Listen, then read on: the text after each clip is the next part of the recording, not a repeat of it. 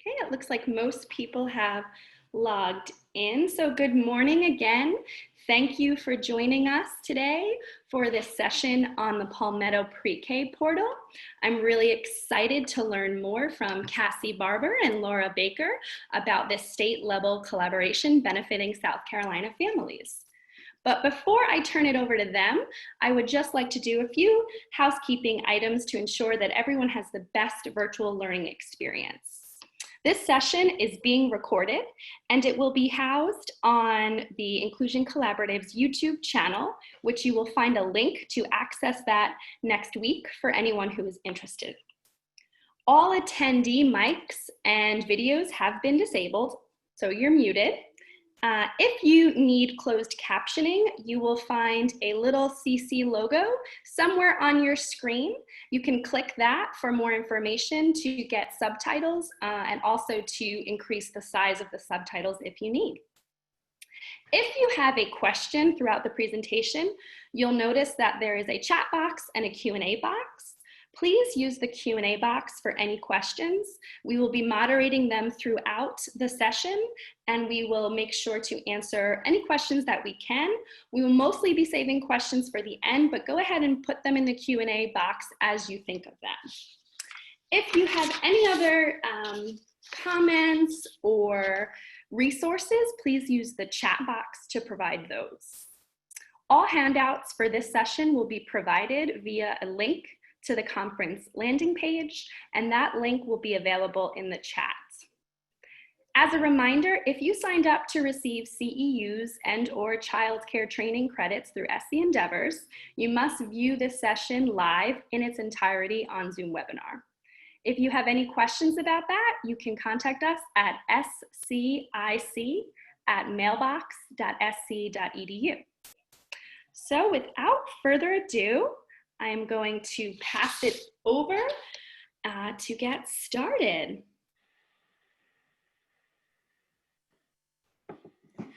Good morning, everyone.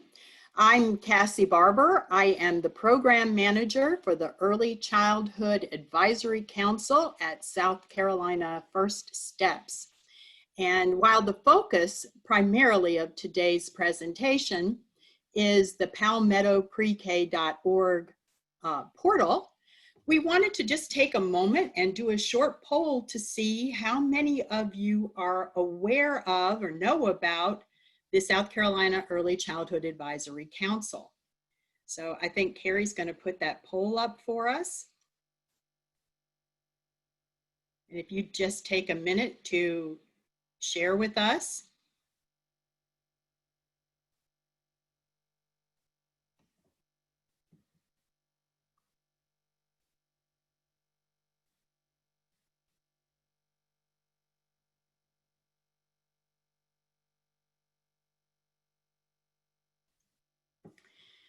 The South Carolina Early Childhood Advisory Council is relatively new to South Carolina.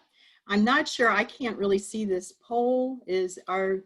How's the voting going, Carrie? So it looks like we have 70% voted. Now it's going up a little bit. The vast majority of folks are somewhat familiar with it, and then we have almost the same amount of folks who've actually never heard of it. That's great to know. Thank you so much for doing that poll for me. That's one of the reasons, there we go, now I can see the results. That's one of the reasons why I wanted to share with you a little bit about the council, because this is a super important effort in South Carolina that, as many of you have seen, people haven't heard about before. So I wanted to let you know that the council is a federally mandated group. It was came through the Head Start Reauthorization Act a few years ago. And there are specific people that are required to be serving on the council. And that includes state agencies and elected officials, early childhood leaders, business and medical leaders, parents, and early childhood educators. And you can see here that the leadership of the 8 state agencies that are required, you can see their logos there. The actual directors of DSS, DHEC, and so on are required by law to serve on the Early Childhood Advisory Council. Interestingly enough, when this federal mandate came about, Governor Sanford at the time took a look at the South Carolina First Steps Board of Trustees and realized that the folks already serving on the First Steps Board met this mandate. And so by state statute, this council is hosted by South Carolina First Steps. And Georgia Miarton, the director of First Steps, is also director of this council. So our charge, I noticed your theme today is relationships, resilience, and recovery. Related to those relationships and all those activities around it is this council. It is here to provide collaboration for a seamless mixed delivery system for early childhood services statewide. Next slide, please. The council has begun its work. It's really only been up and functioning in a really effective way for probably a little less than 2 years. In this time, they have developed their vision, which is we will be successful when all children reach their highest potential, and their shared goals. South Carolina's children arrive at school ready to reach their highest potential. South Carolina's youngest children are healthy and safe, and South Carolina's youngest children are actively supported by their families and communities. Now, these broad goals serve as an umbrella for all the collaborative activities of the council, and I dare say that the work that each and every one of you at this session today is involved in falls under one of these shared goals. And our hope and dream and actions are all around all of us collaborating, networking, sharing resources together so that we can provide the very best holistic services for our families statewide. Next slide, please. As I mentioned, the council has been in state statute for quite some time. However, it wasn't really up and running until recently. One of the reasons was it fell as a victim to state budget cuts a number of years ago when we were in recession. But when Georgia Miarton became director of First Steps, she recognized what an incredible opportunity this was for South Carolina to take leaps and bounds for the early childhood community, and said, by golly, we're going to do this some way, somehow. And so I am the very first staff member for the council. Shortly after Georgia asked me to take that position, we were very fortunate to receive the Preschool Development Grant Birth Through 5 from the federal government. And I'm sure some of you that are on the call today are involved with projects that around the Preschool Development Grant. There are a number of them. We learned in April that we were going to receive continued Preschool Development Grant funding. So the work that we started in our planning year will now be funded, most likely, depending on Congress, for the next 3 years. And we are super excited about so many of the activities.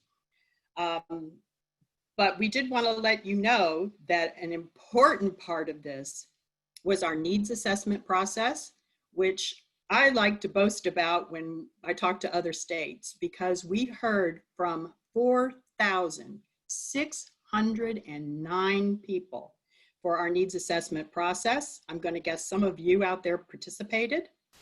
We had regional meetings, we had focus groups, we had surveys.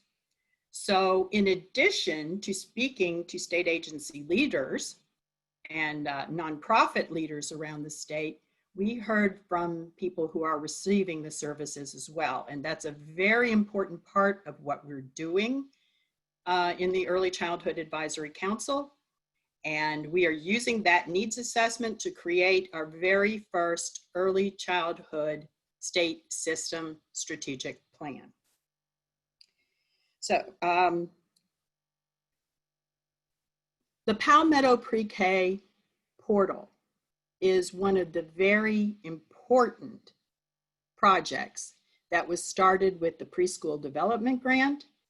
And as I mentioned, we finally have staff for the council for the first time. And Laura Baker is the communications coordinator for the Early Childhood Advisory Council. And she is our resident expert on Palmetto Pre-K, and she's going to tell you all about it. Please take it away, Laura. Hi, friends. The ECAC has been working hard to help our children, and our children do need help. Research shows that 90% of the brain's architecture is built by age 5, and that kids who attend public preschool programs are better prepared for kindergarten than kids who don't. Did you know that 54% of South Carolina's 3- and 4-year-olds aren't enrolled in preschool? And yet more than 50% of young children are eligible for free preschool. 4 of the Early Childhood Advisory Council partner agencies that provide publicly funded preschool and assistance for 3- and 4-year-olds are the Department of Education, First Steps, South Carolina First Steps, Head Start, and the Department of Social Services. They have collaborated to help caregivers and system navigators like yourself to begin to better navigate the system to check eligibility and fund preschool by developing palmettoprek.org, an online web portal to help parents. So I'm going to ask Carrie if you would put it on the palmettoprek.org. Let's just check it. I want you to kind of see how it works, because this is a super cool site. It was designed to be super simple and easy to use, and families can search and create, and they can search. It's 24/7 accessible, and as opposed to families having to search or click through to each of these websites to find out if their child is eligible. They can go to one site, and it's an eligibility checker that it's a one-stop shop, so to speak. So Carrie, can you put it on the palmettoprek.org, please? Sure thing. I had just launched the poll to see how many folks were familiar with it already. Okay, let's hear it. All right, we have about 60% that voted. I'm going to end the poll in a few seconds if anyone wants to get a last vote in. And the first item is, I'm a Palmetto Pre-K ambassador, and I got some great news for all of you, because you're listening today, you'll all be ambassadors. But I have been, in February and March, I went across this, early March, I made a tour of the state and telling lots of folks about Palmetto Pre-K, so I might have been able to talk to you. Oh, yay. Okay. Well, I'm glad you're here. I see that there are quite a few that haven't heard about it, and I'm so glad that you made this breakout session, one that you attended, so we can share it, because I think this is something super cool you want to be able to share with your families and people that you work with. So here's the site. And so if you would check up, see, there's under the menu item, it kind of super simple to navigate. And then if you'll scroll down, Carrie, the 3 simple steps, and when we say simple, it's simple. It go all the way to the bottom, and then come, and so if you'll go back up, Just super simple. And we're going to click on the eligibility checker. So that, no, the first box, one of the 3 simple steps on the page there. Or you could have done it in the menu, doesn't matter. But okay. So, so let's just type in my name. And this can be either the parent's name, or you as a system navigator can enter this information. And just to check the child's eligibility. The advantage of the parent doing it is this allows for the different agencies an outlet to reach back out to if someone has trouble finding the information, or it gives them a point of reference to contact them if they're having trouble. So yep, then you'd enter your birth date, the child's birth date, and they have and it would be either 3 or 4-year-olds. Make sure when you're entering, if you're testing it, you feel free to test it. And then type in your address, and this address is the one where you're, it's the child's home address, and it will ask you, just these are qualifying questions that each of the agencies asks when they're you know, checking eligibility. And just because of the nature of this is an inclusion collaborative, yes, the special needs would be great. So let's check and see how many, where the centers are located that offer. So it comes up with the congratulations. These are the agencies that you would be eligible, or the child would be eligible to attend. And then you can find a program, and based on that address, it shows the centers that offer those programs within, and then up top there's a distance radius. Do you see that, Carrie? Click that, and let's just say 5 miles. Say you don't want to drive very far. So 5-mile radius from your location, and it will reduce it substantially, but I mean, it definitely will tell you the number of centers. And then if you don't see enough, then you can change it and make it a larger area. And Carrie, would you put in a different address up there? I want to do this to show you that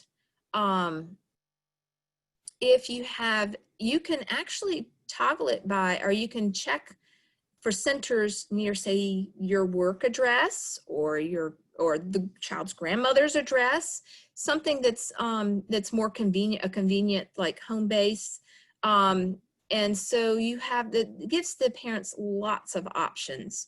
I do want to, on this, I want to show you one thing. There is the ABC quality rating. Some of them are not enrolled. Some of them are pending. You'll see a P for pending. And this is very handy for the parent to kind of see the, it gives them options to see what all their, what's around them. All right, Carrie, if you would go down to the apply button down at the bottom. All right, these are the different, this is just overall contact information for the different programs. As you saw on the individual centers, they had the address and contact information on each, under each center. Well, this is if you had some general questions. Currently, South Carolina First Steps has an full online application available. The other agencies, that's something coming up down the road potentially, but that's in the works. So with this information about each of the agencies, if you'll go up to the top, Carrie, let's look up into that menu. So if you would click, let's just say SDE Public School Pre-K, click that. So as you saw that each of the agencies are listed, and under this section, each agency, we try to compare apples to apples. You know, each one of them has the exact same little grid here. You can see the different, how they compare. It has a quote from a parent, it has a general program overview, and then scroll down just a little bit further. Some pictures of the actual children in the program, and then the curriculum, types of curriculum offered, and then whether they offer transportation, and the eligibility requirements for it. So it's each program has this, that if you wanted to compare each one. Something else cool, go up to the top again to the menu, please. It's in, wait, let's go, yeah, it's in Spanish. So the whole site it's a mirror of the site, and it's in Spanish. We're super excited about that. It's translated. And if you have any comment, this sentence is super confusing, I don't understand it, please let us know, because we want to make sure that it's translated well. We feel pretty comfortable about it. It was vetted. The Pasos helped us vet it, but I would just want to make sure if you have any comments, we want to make sure that we have it. And at the bottom, click menu again. No, at the bottom of the menu, like us on Facebook. So you can, if Palmetto Pre-K has a Facebook page, we're super excited about that. So I've been trying during this, the COVID pandemic, I've been trying to add parent resources on there, just to have an outlet for our South Carolina families to have something. If you have some resources, tag us. That way we can share it out to our families. So I did mention that it was, the best part was that it's 24/7, and that we are very excited to be able to, it's been live since really December, but we launched it in February, and with a press conference and everything. Very excited about it. It's we've had people logging into it all over the state. So, but there are pockets that are not as many people logging in. So we want to make sure we get the word out, and that's where we really need some help in sharing this super cool tool.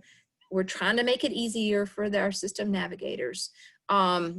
And for our parents. But I wanted to tell you a little bit about each of the programs. And Carrie, if you'll go back to our Head Start slide.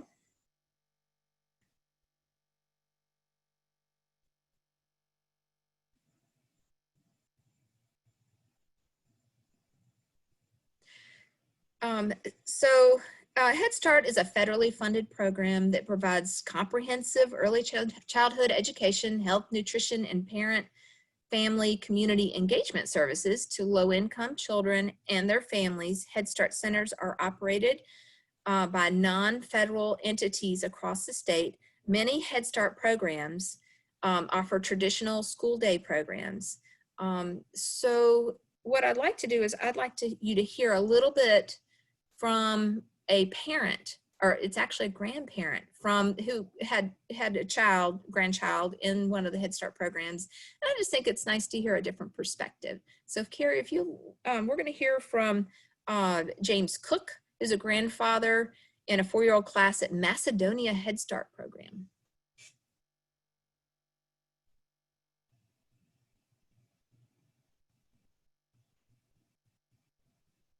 We just moved here about 6 months ago, and we have 2 of our granddaughters living with us.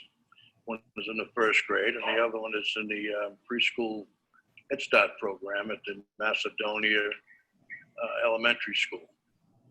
And I'm proudly president of the Macedonia Head Start committee, and enjoying it very much. Wonderful. How do you feel about her going to preschool? I think my granddaughter going to preschool is a great Sorry, everyone. I didn't realize you couldn't see it. Hang tight 1 second.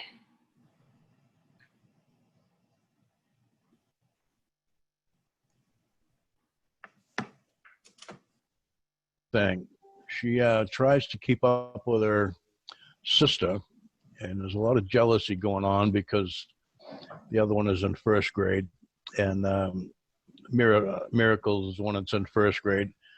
And Raven, she seems to always be left out. And Miracle always tries to outdo her because she's older. So it gives Raven the opportunity to keep up with things. Like she comes home, all proud because she did this paper and she learned this, and she's always telling us what she learned in school, and she tells her sister, well, I know this and I know that, and it makes her feel proud, which I think is very important for self-esteem. Awesome. Do you feel it's gotten her ready for kindergarten? Definitely. The best thing about it is she gets to interact with a lot of other children that she doesn't, get the opportunity to do here so far, especially with this virus problem we have going on, the COVID-19 thing. She hasn't got out much at all, but we have had a birthday party here for Miracle, and unfortunately, a lot of the kids don't participate in that type of thing here, I guess, because nobody showed up for the party. Oh, no. I don't know why, but I'm assuming that's the problem, because a lot of parents don't seem to want to participate in this program, which is a shame because it's such a great program. Again, the committee that I'm on, we invite all the parents to show up at any of the meetings. And we always send out notice ahead of time and what we're going to do for the children and how the children are doing. And Miss Ford is the, I guess, the executor of that Head Start program at the Macedonia School. And she does a wonderful job. She's very, very organized, very, very efficient, and very, very informative. So if anybody had any questions, she would be the person to ask. Okay. Tell me a couple of fun activities your granddaughter may have come home with talking about. What was that? I'm sorry. Could you repeat that question? Tell me a couple of activities maybe your daughter may have come home from school talking about. Oh, my granddaughter. Your granddaughter. Well, we actually, the committee, we set up a lot of the activities, and she's always, coming home saying how much she's learned. And the activities we've had so far would be like we had a carnival, and we had a lot of parent participation actually in that event. And it was very good for the children. We had all kinds of learning games for them to do. And they loved it. It was just like a regular outdoor carnival, but it was indoor. And they had a great time. And we try to do that, I guess, every year. It's the first year I've been here, so I really don't know too much of, how everything works, but I'm learning. Yeah. How important is it, do you feel it is for children to attend preschool before they go to kindergarten? Oh, it's definitely very important. Like I say, Raven, she gets to interact with all the other children, and she gets to know people, know friends, know kids from school, know the teachers, know how the classroom works, and very responsible as far as doing her work, paying attention, and doing homework. And it kind of prepares them for first grade as far as I can see. And that's a great thing. The children going into first grade without having this preschool wouldn't know what to do. But having the preschool, the children know what to expect. So it's a great thing. Wonderful.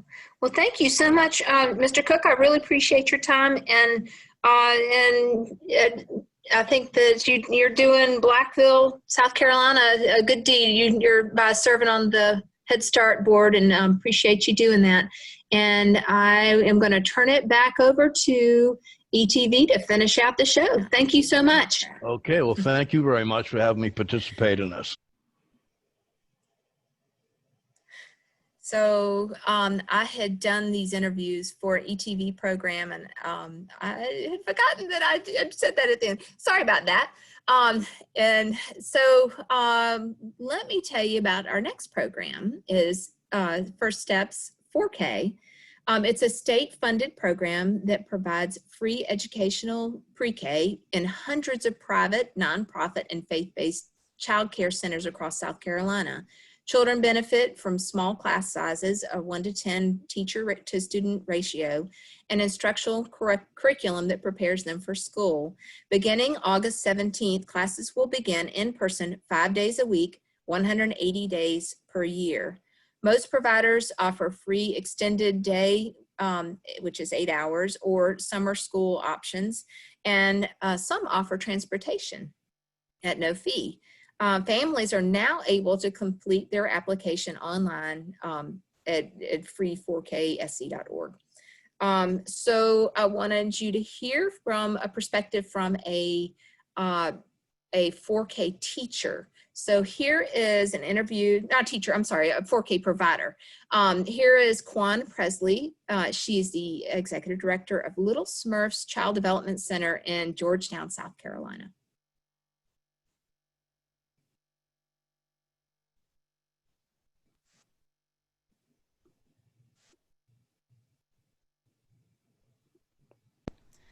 Hi, this is Ms. Kwan, Executive Director of Little Smurfs. Little Smurfs is a NACE accredited child care center who has been in existence since 1984. So recently I was asked, what are the benefits of the partnership between Little Smurfs and First Steps? Some of the benefits of the partnership between Little Smurfs and First Steps are apparent in that we are able to provide free tuition, free transportation door to door to families of 4-year-olds who will eventually leave us and go to the big school. First Steps is a valuable partnership who has been able to provide us with age-appropriate, appealing classrooms, high-quality, age-appropriate teaching strategies, curriculums that's engaging and fun, and provides lessons for students. And they've also given us a platform to where we can collaborate with community representatives, such as Ms. Tracy from the Art Museum, the Georgetown County Bookmobile, who comes and allows children to get books once a month. They have introduced us to conscious discipline, this concept of teaching students how to regulate their own feelings, how to resolve conflict, how to communicate effectively, and how to become a school family. They have allowed our parents to be engaged and to enter into our school through workshops, parent-teacher conferences, giving us the opportunities to bridge the gaps for the community, for our parents, for our children. So we would have children who are educated, who are well-rounded, who are loved, who are brought up in a community where it is one for all and all for one. I'm reminded of a child who came in this school year who was not able to speak or articulate themselves, who was shy and who hid behind their families or their mom's leg. And every time that child was able to come into the spotlight, they kind of froze. But now you would never know. Now that child is articulate. That child is a leader. That child is someone who will be able to go up to another child and pat them on the back when they're not feeling well. Ask them if they're okay. So being able to give children those concepts of leadership, of loving, of being your classmates' keeper, are some of the valuable benefits of actually being in partnership with Little Smurfs and being in partnership with First Steps. So I started thinking about what Little Smurfs would look like if there was no First Steps. And it dawned on me that if we didn't have First Steps, we would still be Little Smurfs. We would still have high quality education. We would still be NACE accredited. We would still be the center that we are, but we would have to charge our parents for it. We would have to make sure that we are accommodated financially for our services. But with First Steps, it's free. With First Steps, we can go to our child's door at home and pick them up, bring them to school, educate, love, mentor, feed their body, their mind, their stomach, and their soul, and take them back to their door at home. So then my next question or my next thought was, well, what would First Steps look like if there was no Little Smurf? And it just came to one thing. There would be no First Steps without Little Smurfs, because there would be no children to educate. So then we have to remember that without our children, without our staff, without our parents, as a unit, as a community, without these components, there would be no us. Without these components, there would be no Little Smurf, there would be no First Steps, because parents are not mandated to send their 4-year-old children to school like they are in kindergarten. So parents choose what they want for their children. They choose Little Smurf. They choose First Steps. They choose a smaller school setting, a smaller classroom size setting. They choose to be taught how to self-regulate. They choose a family setting. Parents choose to have a voice, and they choose to make sure that that voice is heard. Awesome. That's just, she's such a powerful speaker. So the next program with offering free preschool is of course, the public school system. The South Carolina Public School 4K classrooms are funded from federal, state, and local sources with varying eligibility criteria.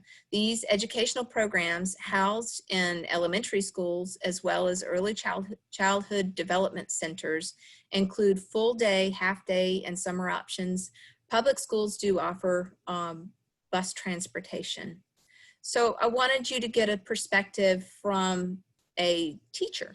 So here's Savannah Kesterson. She's a preschool teacher at Rafting Creek Elementary in Rembert, South Carolina, and it's in Sumter District 2.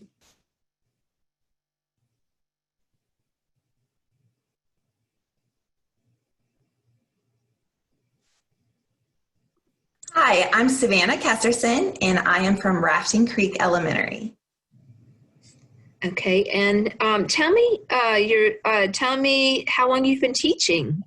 I have been teaching for 10 years in the public school system, and I have also taught 2 to 3 years, I can't even remember, at Central Carolina in the early care and education department.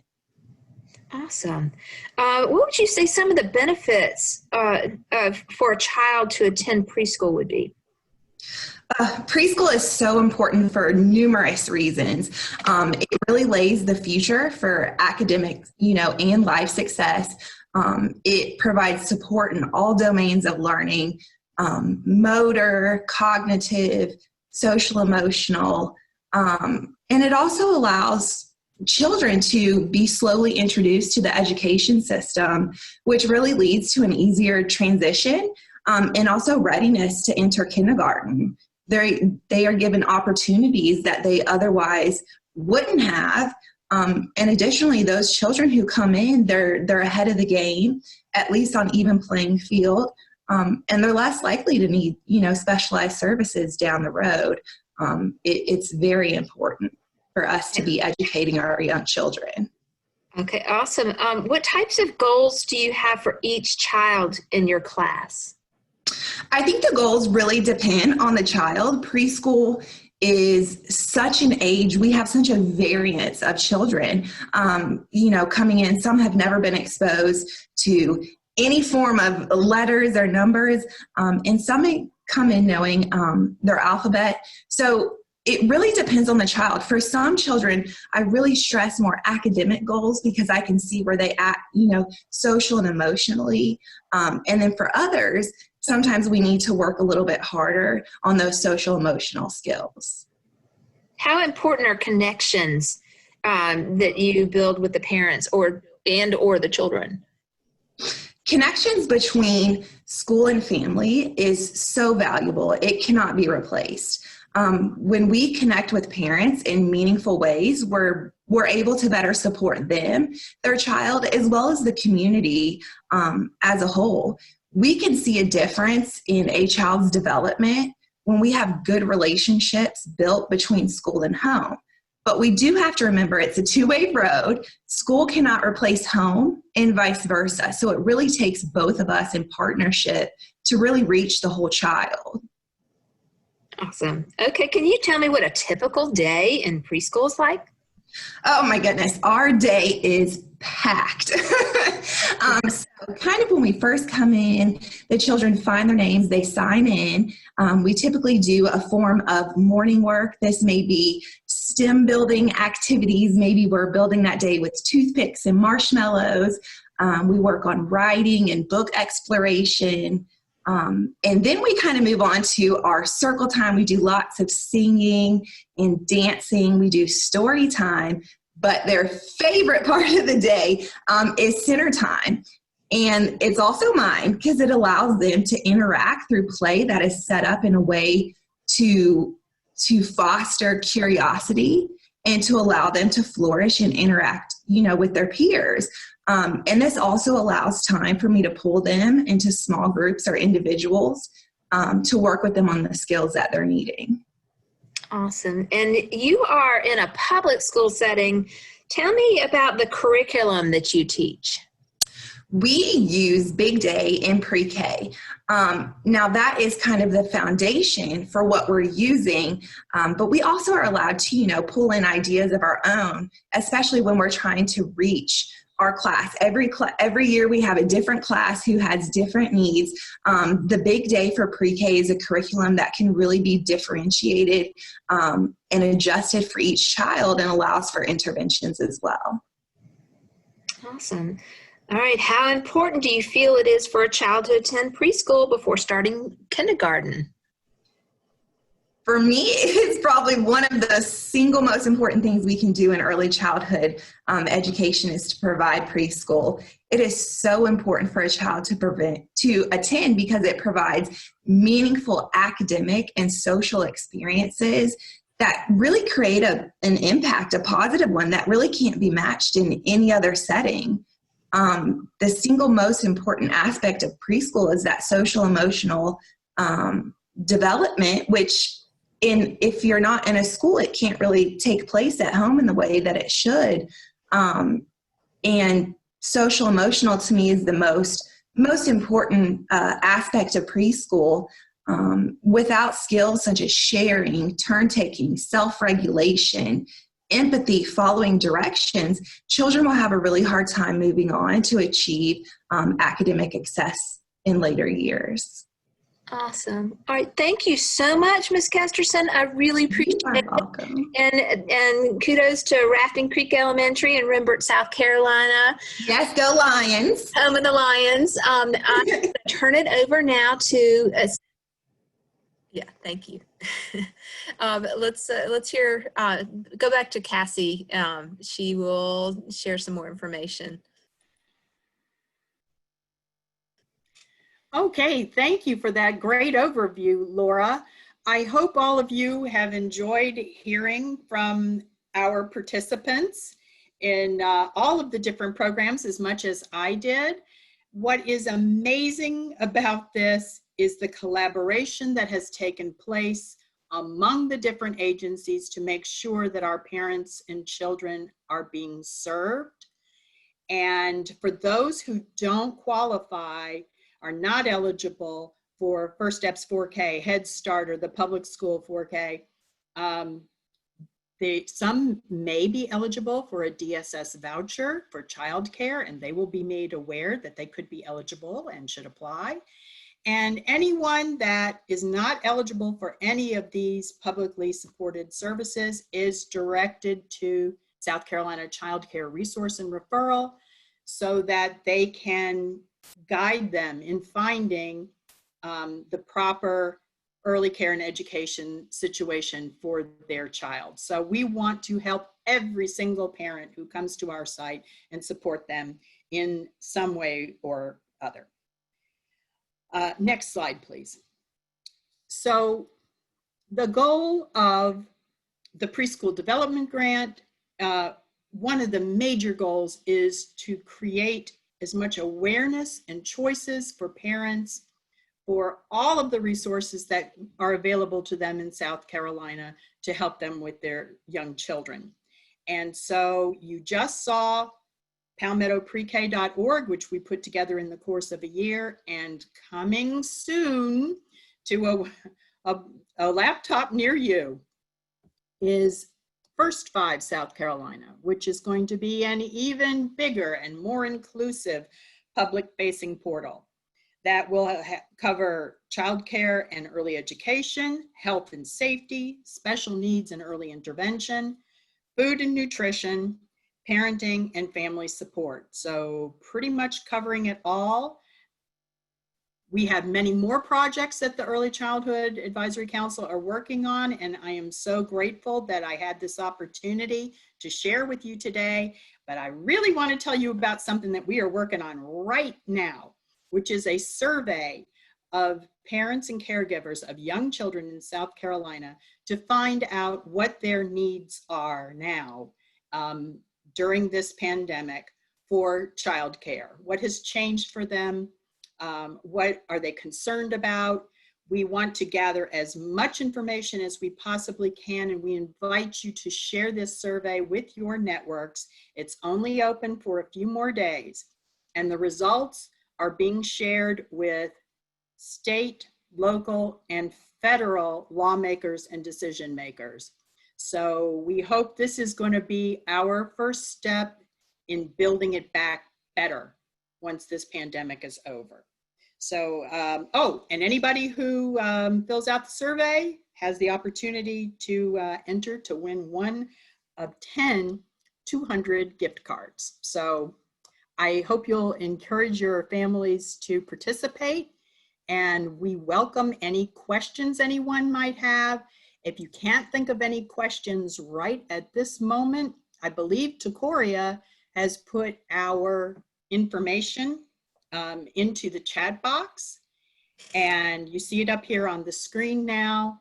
We welcome hearing from all of you, and we also invite you to sign up for the Early Childhood Advisory Council newsletter, and we have a website that you can visit now too, all brand new, less than a year old.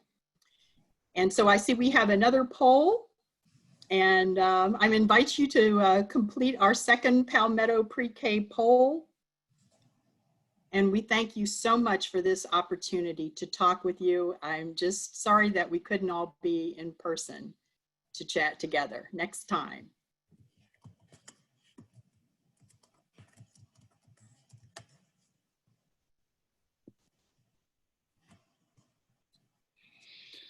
Well, thank you, friends, so much for joining us, but don't go quite yet. We will have an evaluation at the end, but just want to give you a little nudge if there's a lingering question in your mind or a little something that you thought about. We do have some time to go ahead and share. So you can pop that in the chat box or in the question and answer box indicated by the Q&A with the little cartoon bubbles there. And we will definitely do our best to get those questions or concerns addressed today. I would like to say that everybody who attended today is now officially Palmetto Pre-K ambassador.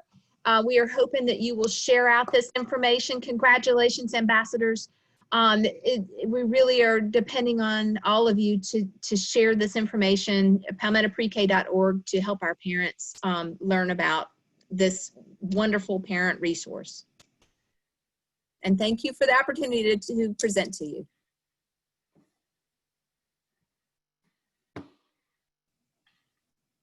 And I see the results of the poll, and I hope you will all go and check out Palmetto Pre-K today. Thank you.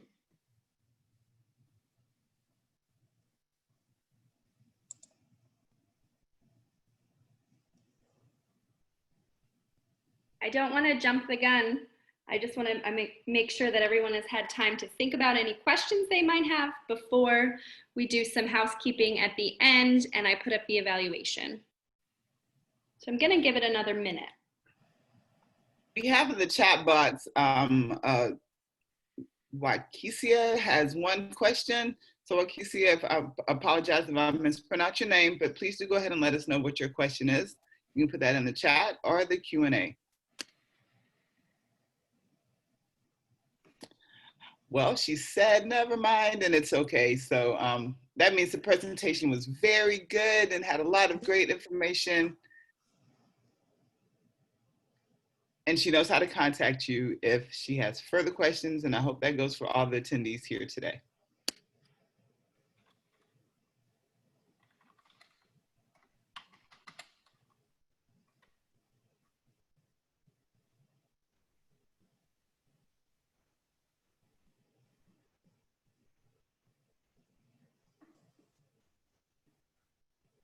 Well, if you have any questions, there are still 6 minutes to ask questions. But while folks are thinking of questions, I just want to let them know how they can access the recording of this session and any handouts. So if you have questions for the Champions Symposium Committee or any of the folks that work at the Inclusion Collaborative, you can feel free to email us at scic@mailbox.sc.edu, and you'll see the website, that scinclusion.org. That is where you will find the landing page for this recording and the PDF of the session. If you needed childcare training credits and or CEUs, I wasn't able to check the attendee list, but if anybody had to call in today, please make sure you send an email to that email address, the scic@mailbox.sc.edu, and give your full name, the name of this session that you attended, and the phone number that you used to attend, so we can make sure that we get all that information linked up with you so that we can process your training credits. Thank you, everyone that participated. We really appreciate Cassie and Laura sharing this information. We also appreciate all the folks that came together kind of behind the scenes to jump into a virtual conference, and we thank our captioners for providing this information in a more accessible way to all of our viewers. And I am going to launch that evaluation. My friends, just checking, there's no more questions. Cassie, Laura, or Taporia? Yes, so I just wanted to let our person with the last question know that you've been asked to send an email so that they can give you a very thorough answer to your information. So yep, there's Cassie's answer in the chat, and how excellent. Thank you, appreciate it. I'm not able to see all of the chat and the Q&A with my screens. So hang tight, and I'm gonna launch that evaluation, and you'll see it on your screen. If you do have a pop-up blocker, you might have to disable that. And stop sharing. You should see the poll in front of you now, and we really appreciate feedback. This is the first time that Champions has gone virtual, so we'd love to know what you thought about it, and we just really appreciate any feedback that you can provide. So you should see that poll in front of you.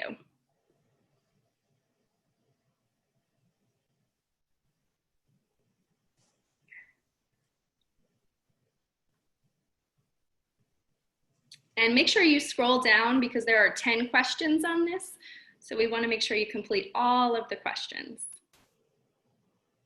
And if you have something that can't be provided in a multiple choice type format, again, feel free to email us at the website on your screen to provide additional feedback.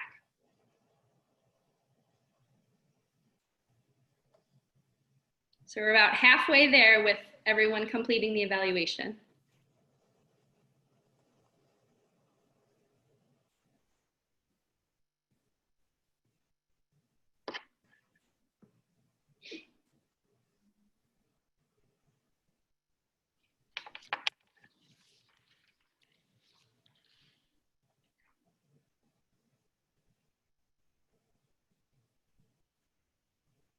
Thanks, everybody. We have just a few more participants that we'd like to hear from.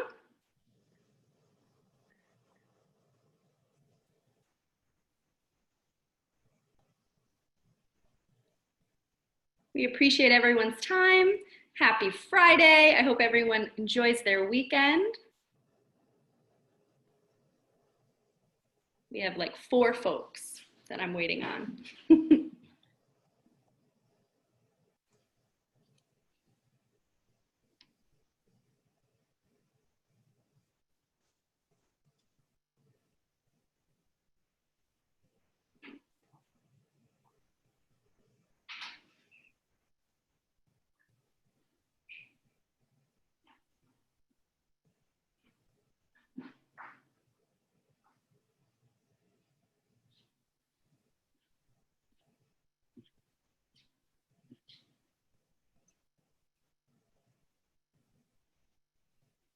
All right, looks like everyone completed the evaluation. We really do appreciate your feedback.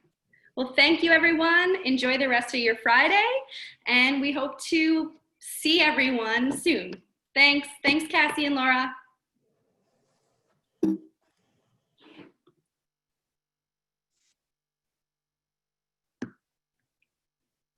Bye, everyone. You're too good at this.